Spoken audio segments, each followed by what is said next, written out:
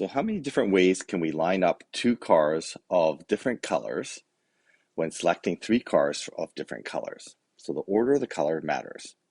So let's say that we have red. Well, let's color code this since we have colors.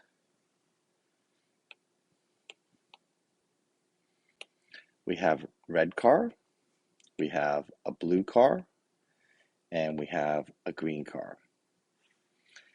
Okay, so out of these cars, we want to select two cars of different colors and the order matters. So we can select red and blue. We can select red and, actually let's switch this around. So we can set red, blue. We can do blue, blue, red. Okay, we could do red, green, green, red. We can do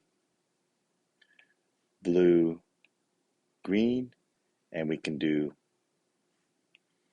blue, green, and we can do green, blue.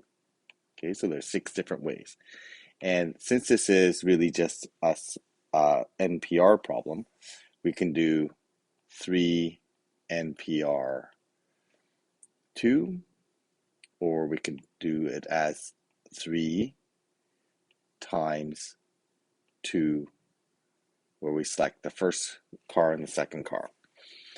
Okay, and in any case, we're getting 6 selections. Okay, so let's say now that this problem becomes that we have 2 red cars and 1 blue car. Now this kind of makes it awkward to count, because if we select red, red, we don't know, first of all, we can switch those around, and we don't, the order, although red 1, red 2, and red 2, red 1, well, they're really just 2 red cars. Okay. The other problem is, if we select red 1 and blue, red 2 and blue, before that would have been considered different. Now they're considered the same. So this is a small enough number that we can just kind of count this up, but we want to see how we deal with these situations. Okay, so we want to take 2 cars. We want to take 2 cars out of here. Really, the only options that we're going to have are red, red. Okay, and then when we switch these around, it's the same thing. The other situation is red, blue. And in this situation, we can switch it around to blue, red. And really, that's the only thing we can do. So in this case, we have 3 different ways to do this. Now, this is a small enough problem that we can solve this really by just counting. Counting is the most reliable way to do these problems. However, when we get to counting of 100 things or even 50 things, that becomes awkward to keep track of. So we want more efficient ways to do this. So in this case here, this one here, we could break it down into 2 cases.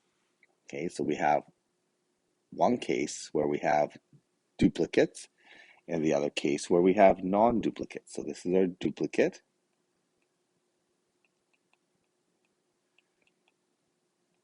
Case, and this is a non-duplicate case.